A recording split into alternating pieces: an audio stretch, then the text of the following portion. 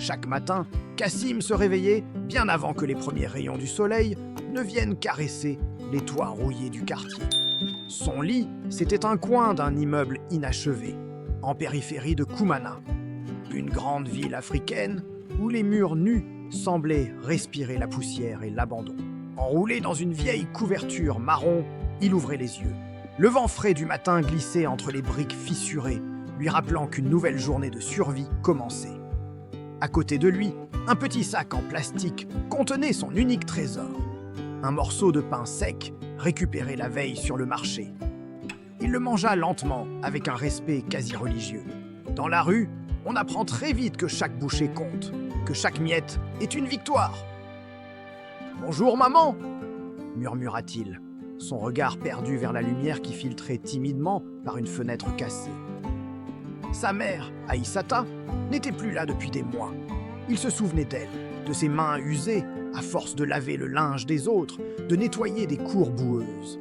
Il se souvenait comment elle se privait de nourriture pour qu'il puisse manger, comment son sourire fatigué était le seul soleil de ses journées. Et puis là, la maladie l'avait emporté. Faute d'argent, l'hôpital leur avait fermé ses portes. Cette nuit-là, Aïssata s'était éteinte dans les bras de son fils. Ce jour-là, Cassim avait tout perdu. Tout, sauf une promesse gravée au plus profond de son cœur. « Je deviendrai médecin. Aucun autre enfant ne perdra sa mère à cause de la pauvreté. » Cette phrase était devenue son mantra, sa raison de se battre. Depuis ce jour funeste, ses journées étaient un combat incessant pour trouver de quoi manger, pour survivre. Mais ses nuits, elles, étaient vent sacré. Chaque soir, invariablement, Cassim s'installait sous un vieux lampadaire jaune, à la lumière vacillante. Un cahier déchiré posé sur ses genoux, un crayon trop court serré entre ses doigts, il apprenait. Il traçait des lettres sur le sol poussiéreux, déchiffrait des pages de livres trouvés dans les poubelles, murmurait les mots comme des prières secrètes. La lumière du lampadaire était son école, le silence de la nuit son professeur. Ce soir-là, en levant les yeux, il aperçut la silhouette imposante d'une grande école blanche, juste derrière une clôture fissurée. Il la regarda longuement, un mélange d'envie et de détermination dans le regard. Et sans le savoir, alors qu'il était là, seul sous son halo de lumière, son destin était sur le point de basculer. Quelqu'un l'observait depuis l'ombre, quelqu'un qui allait changer le cours de sa vie pour toujours. À l'aube, bien avant que le soleil ne darde ses premiers rayons sur les toits de la ville, Cassim était déjà debout, ou plutôt accroupi. Avec des gestes précis et silencieux, il se faufilait à travers une ouverture discrète dans la clôture de l'école. Ce chemin, il le connaissait par cœur. C'était devenu son rituel matinal, son secret le plus précieux. D'abord, contourner le grand manguier dont les branches basses semblaient lui murmurer des encouragements.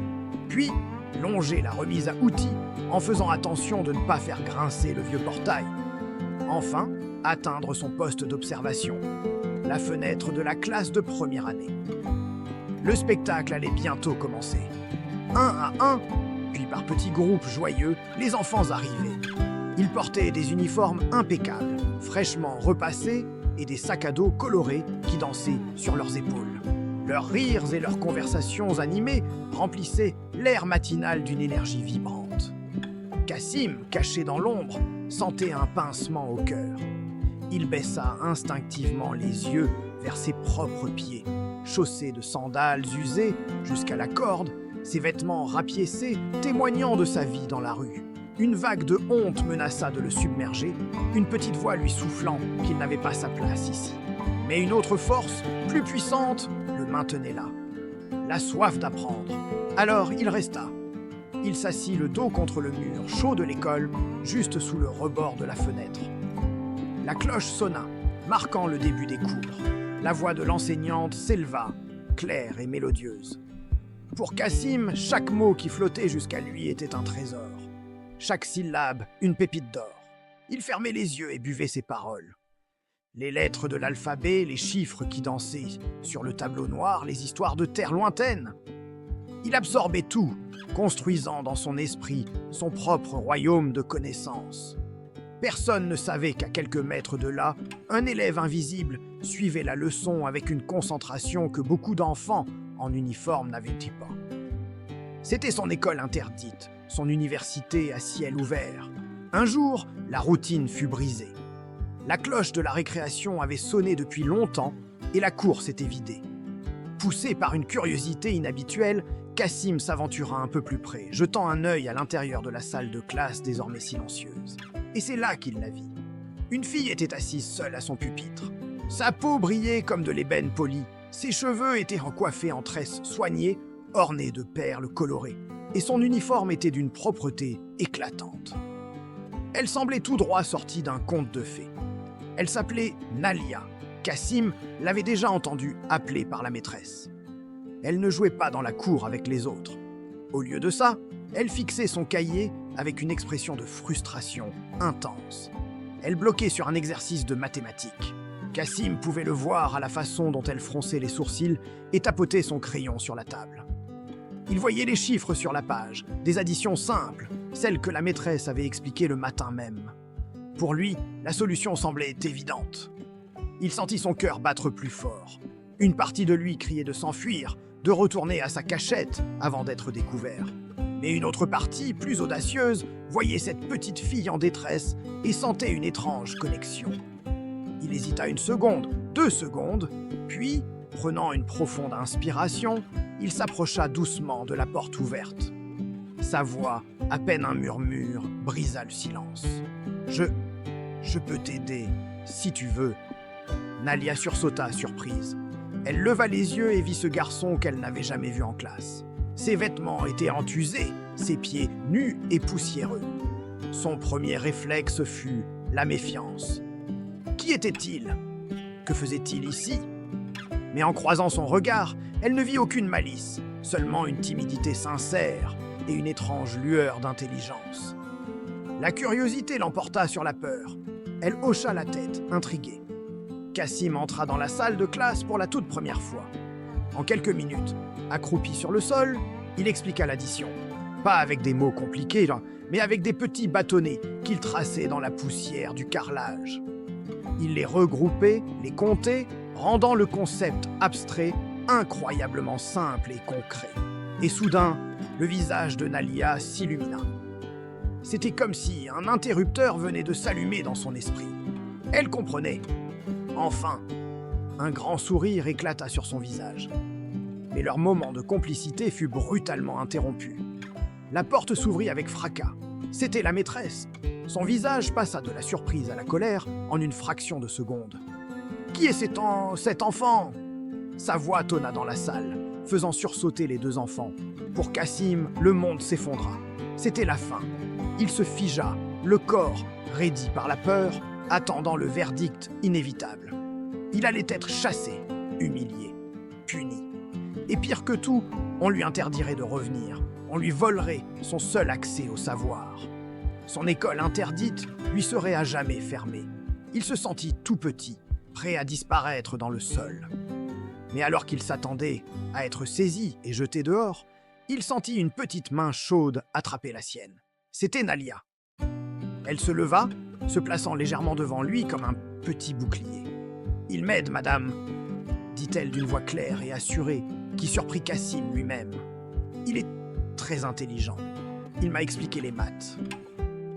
La maîtresse, déconcertée par cette intervention inattendue, ouvrit la bouche pour répliquer. Mais avant que la situation n'explose, une autre silhouette apparut dans l'encadrement de la porte. C'était une femme grande et élégante, vêtue d'un tailleur clair et portant un regard ferme mais posé. Cassim la reconnut immédiatement. C'était Madame Fatou, la mère de Nalia.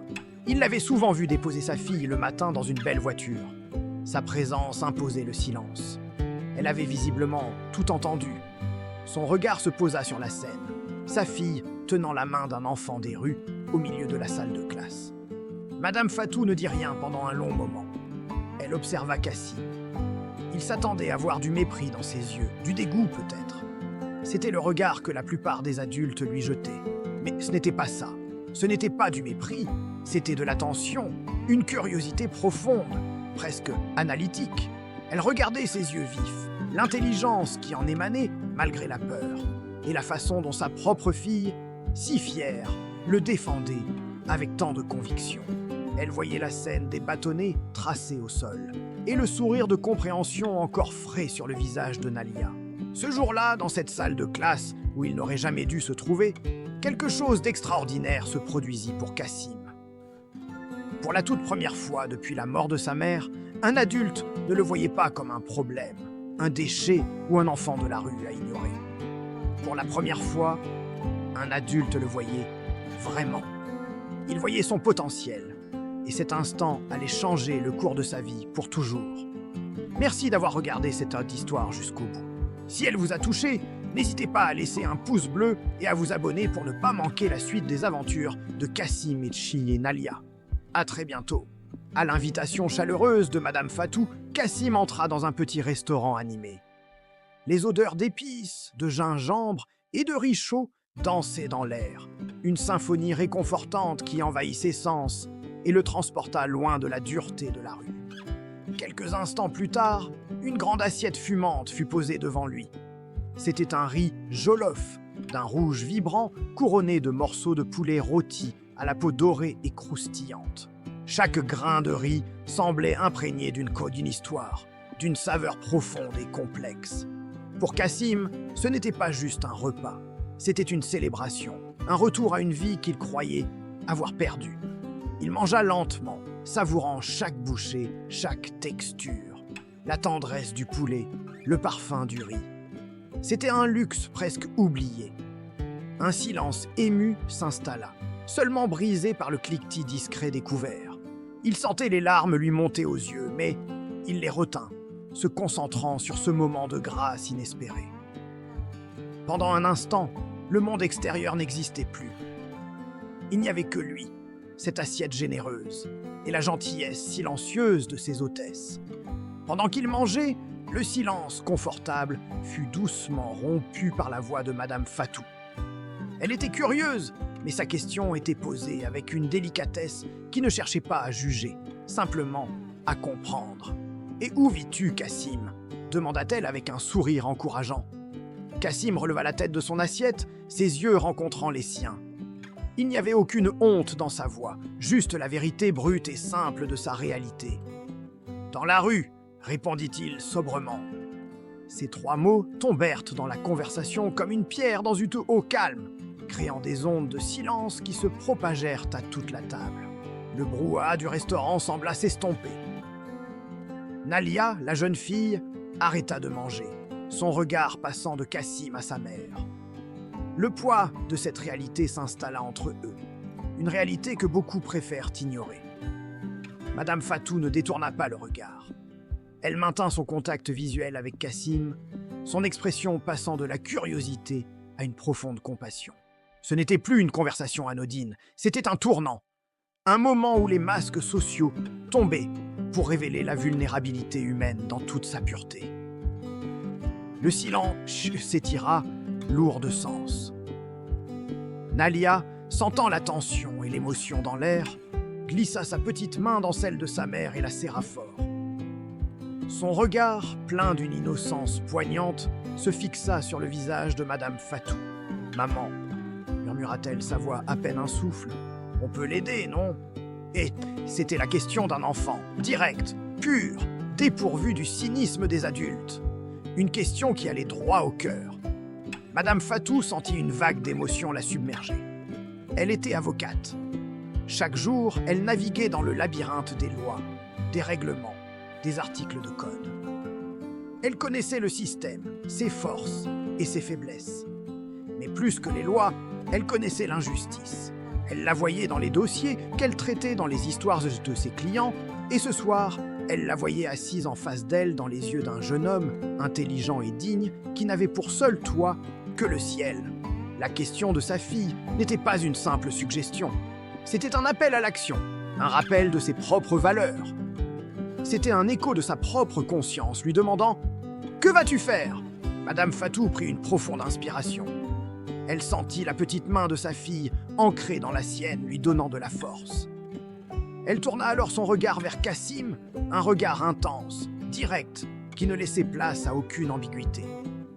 Elle ne lui offrait pas la pitié, mais une opportunité, un pacte.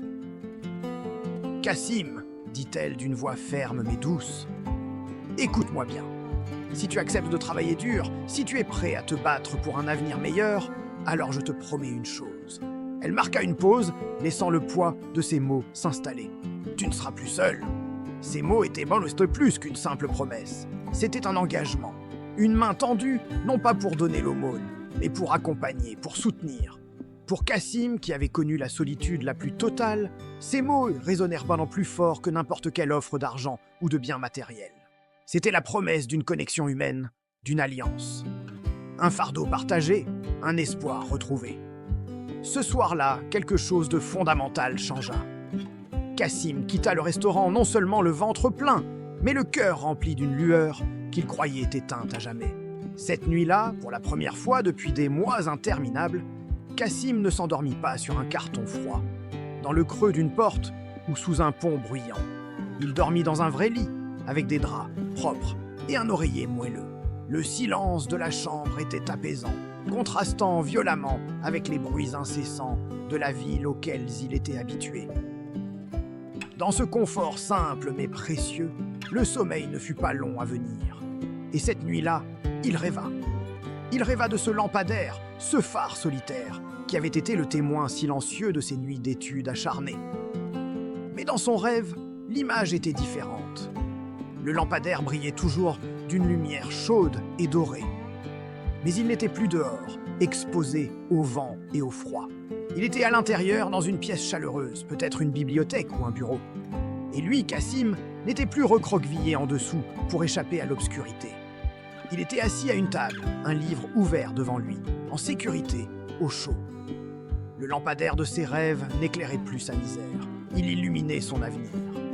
C'était le symbole de sa transition, la preuve que même dans la nuit la plus sombre, l'espoir d'une nouvelle aube peut naître d'une simple main tendue. Cette histoire, celle de Cassim, de Nalia et de Madame Fatou, est bien plus qu'un simple récit. Elle porte en elle des leçons puissantes et universelles qui nous touchent tous. La première, et peut-être la plus importante, est que la pauvreté ne définit jamais l'intelligence ou la valeur d'une personne. Cassim, malgré sa situation désespérée, possédait une soif d'apprendre et une dignité qui forçait de respect. Il nous rappelle que le potentiel humain est partout, souvent caché là où on s'y attend le moins. La deuxième leçon est la puissance d'un seul geste. L'invitation de Madame Fatou, la question innocente de Nalia, la promesse faite autour d'une table. Ces actes, qui peuvent leur sembler petits, ont le pouvoir de changer radicalement le cours d'une vie. Ils sont la preuve qu'on n'a pas besoin d'être riche ou puissant pour faire une différence. Un peu d'empathie et de courage suffisent. Enfin, l'histoire de Cassim nous montre que l'éducation est la plus grande des richesses. Ce n'est pas l'argent qui a sauvé Cassim, mais son désir insatiable de connaissances et l'opportunité qui lui a été donnée de continuer à apprendre. L'éducation est la clé qui ouvre les portes de l'avenir, la seule richesse que personne ne pourra jamais nous enlever. C'est un investissement en soi et en l'humanité. Ensemble, ces trois morales forment une conclusion inspirante. Elles nous invitent à regarder au-delà des apparences, à tendre la main quand nous le pouvons et à valoriser le savoir par-dessus tout. L'histoire de Cassim est un appel à la compassion et à l'action. Elle nous montre que chaque rencontre est une opportunité, chaque geste de bonté, une graine plantée pour un avenir meilleur. N'oublions jamais le pouvoir que nous avons, chacun à notre échelle, de devenir le lampadaire dans la nuit de quelqu'un d'autre. Merci d'avoir écouté cette histoire. Si elle vous a touché, n'hésitez pas à la partager, à laisser un commentaire pour nous dire ce que vous en avez pensé, et à vous abonner pour ne pas manquer nos prochaines vidéos. Votre soutien nous permet de continuer à partager des récits qui, nous l'espérons, inspirent et font réfléchir. Prenez soin de vous et à très bientôt.